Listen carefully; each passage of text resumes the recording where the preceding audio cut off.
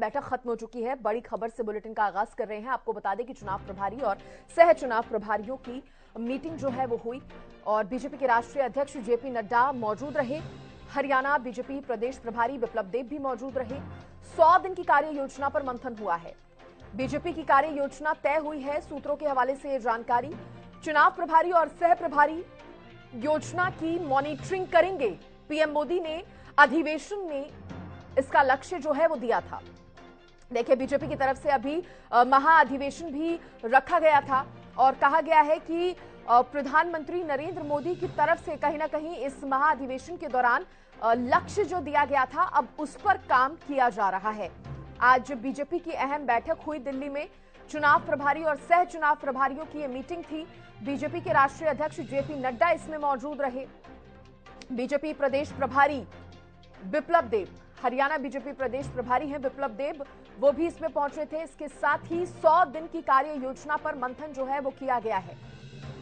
BJP की कार्य योजना तय की गई है। 100 दिन की कार्य योजना पर मंथन हुआ। बड़ी जानकारी आपको दे रहे हैं।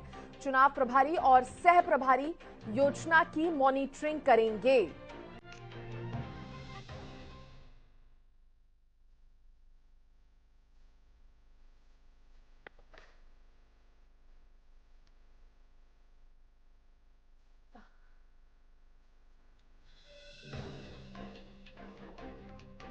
तो 100 दिन की कार्य योजना पर मंथन हुआ है।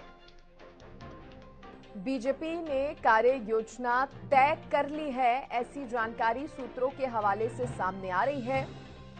चुनाव से पहले की ये तैयारियां हैं तमाम। चुनाव प्रभारी और सह प्रभारी योजना की मॉनिटरिंग करेंगे, ये भी जानकारी सामने आई है।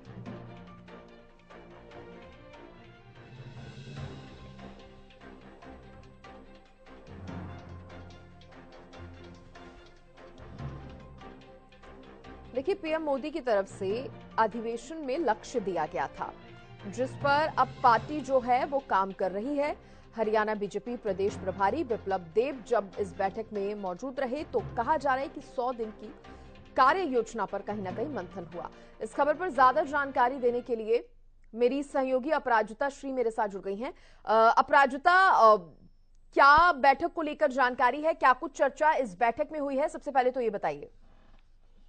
बिल्कुल सृष्टि, लोकसभा चुनाव के मद्देनजर ये बैठक हुई है। भारतीय जनता पार्टी के जो नेशनल प्रेसिडेंट है जेपी नड्डा, उनकी अध्यक्षता में ये बैठक की गई है। अब सूत्रों की माने तो प्रभारी और सह प्रभारी को सरकार की नीतियों को जनता के बीच ले जाने की का आदेश दिया गया, क्योंकि हमें याद है जब 2 दिवसीय अधिवेशन हुआ था भारतीय जनता पार्टी का, तो उसमें भी जो पीएम नरेंद्र मोदी है, भारतीय जनता पार्टी के नेशनल प्रेसिडेंट जेपी नड्डा, उन्होंने साफ तौर से कहा था कि जो भी नीतियां हैं, जो भी योजनाएं हैं भारतीय जनता पार्टी की, जो कुछ भी बीजेपी कर चुकी है पिछले विगत 10 वर्षों में और आगे क्या कुछ करने वाली है, वो लोगों तक पहुंचाया जाए, गांव गांव तक पहुंचाया जाए। तो साथ ही इस बैठक में अगर सूत्रों की माने तो जो गांव चलो अभियान है उसे तेज करने का निर्देश दिए गए हैं।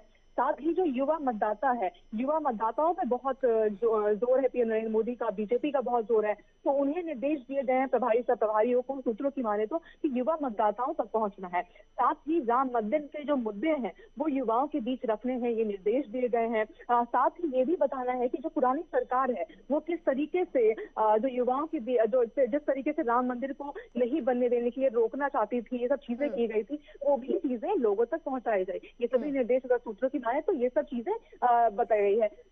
चूंकि ये जो मीटिंग है वो क्लोज डोर में हुई थी, तो इस तरीके से तो क्या कुछ हुई थी कि अंदर खाने से ये चीजें सामने आ रही कि क्या कुछ हो चुकी हुई होगी इस प्रभारियों की बैठक में। साथ ही सूत्रों की माने तो जिसमें ये आर्टिकल 370 को लेकर भी बातचीत हुई है कि जो युवाओं हैं जो और साथ ही आर्टिकल 370 हो गई, जो सरकार की नीतियां हैं, उन सब चीजों को भी लोगों तक पहुंचाई जाए, युवाओं तक पहुंचाई जाए। साथ ही जो लाभार्थी है, जो लाभार्थी सम्मेलन को अधिक से अधिक लाभार्थी तक पहुंचाना है, ये भी निर्देश दिए गए हैं, जिसमें उनको बताना है कि मोदी सरकार ने इस योजना में क्या कुछ किया है, क्या कुछ लाभ पहुंचाया है लोगों को, ये सब चीजें बताना है। साथ ही जो भी अभियान है, जैसे हो गया ज्ञान अभियान हो गए, उसे आगे बढ़ाने के निर्देश दिए गए हैं। जिसमें जी गरीब हो गया, वाई युवा हो गई, अन्नदाता, एन नारी के लिए बनाई गई योजनाओं को जमीन तक ले जाने के और योजनाओं को लाभ दिलाने के लिए हर संभव काम करने के निर्देश दिए गए हैं।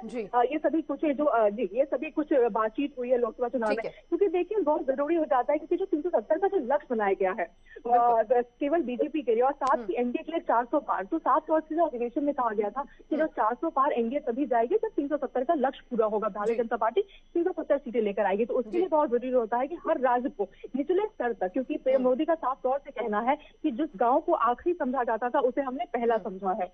जिन लोगों को कतार में जो लोग आखिरी थे उन्हें उन तक जो लोग देखिए अपराजिता, पार्टी की रणनीति कहीं ना कहीं ये ही है जिसका जिक्र आपने भी किया कि हर राज्य में हर एक कार्यकर्ता को मजबूती प्रदान करनी है ताकि वो जो योजनाएं हैं केंद्र सरकार की, प्रदेश सरकार की, वो हर एक व्यक्ति तक, जन जन तक पहुंचा सके। और इसी को लेकर काम जो है लगातार किए जा रहे हैं। बीजेपी पूरी यहाँ पर प्लानिंग के साथ काम करती नजर आ रही है। बहुत शुक्रिया अपराजिता आपका जुड़ने के लिए और तमाम जानकारी देने के लिए।